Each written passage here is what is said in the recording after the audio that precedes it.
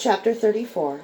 After applying the appropriate makeup, Kyler secured retribution to his back, dressed in loose rags, so stinking and filthy he was loath to wear them, and donned a satchel full of noblemen's clothes. He reset the door's traps with poisons that would sicken but not kill, and then perched on the ladder. It was early morning now, and the exit was blind. He had been waiting a quarter of an hour, attuning himself to the sounds of the street. He heard the loud clop of a horse's hoof strike his flagstone. That was it. He waited one more second as he drew the Kikari over his clothing and went invisible. He threw open the flagstone as the wagon passed overhead, crawled out, spun on his stomach, dropped the hidden door closed, and flung dust over the clean flagstone.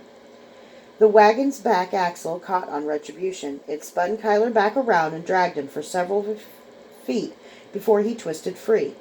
The driver cursed and looked back, but saw nothing. Kyler stood invisible and made his way into an alley. He dropped the shadows and examined his rags to see what damage the Kikari had inflicted on them this time. It wasn't bad, except for a few new holes in the back that might show retribution.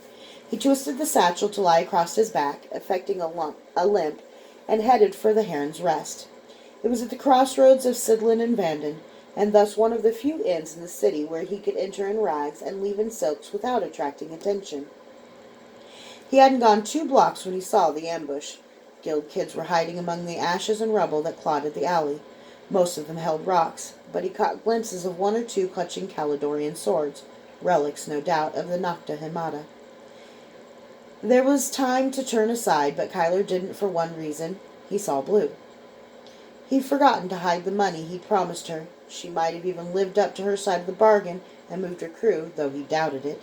The biggest kid in the guild was the first to step up.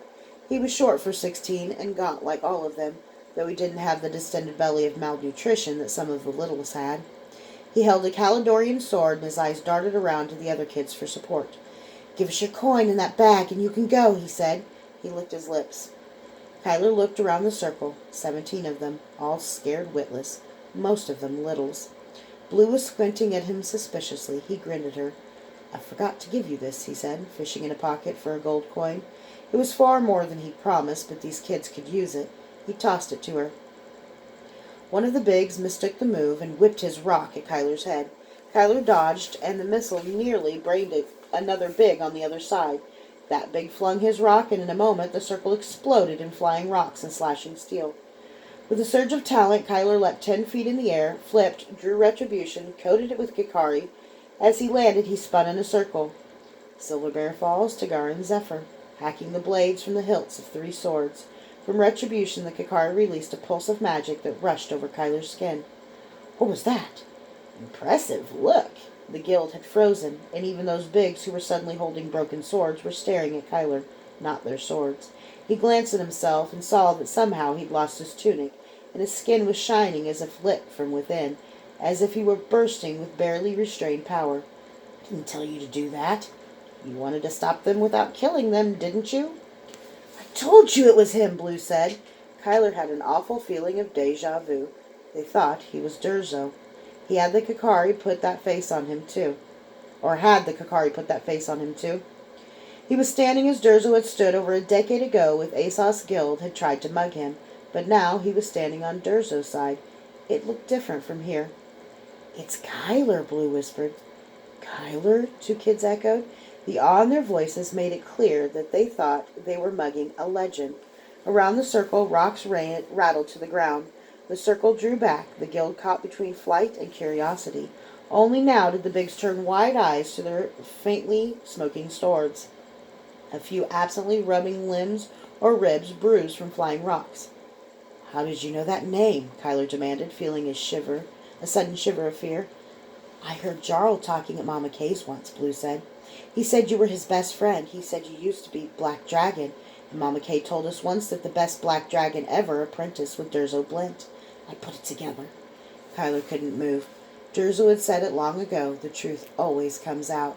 If these kids knew that Kyler was a wet boy and Durzo's apprentice, there was no telling how long before an enemy knew it. It might have spilled already, or his enemies might never think to ask a bunch of guild rats. There was no way to know. It wasn't Kyler's fault, but Kyler had to disappear. His time was finished. If he ever came back to Sonaria, it would have to be as a different man with a different name and different friends, or none.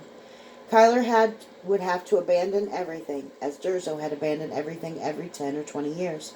It was the price of immortality. Please, sir, the scared Big, who had first confronted him, said, licking his lips again. Apprentice Blue.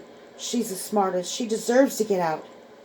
You think this is out? Kyler snarled. I'll be dead inside a week. He pulled the Kakari to his skin and sent a jolt of blue fire through it. The kids threw up their hands to shield their eyes, and when they looked again, Kyler was gone.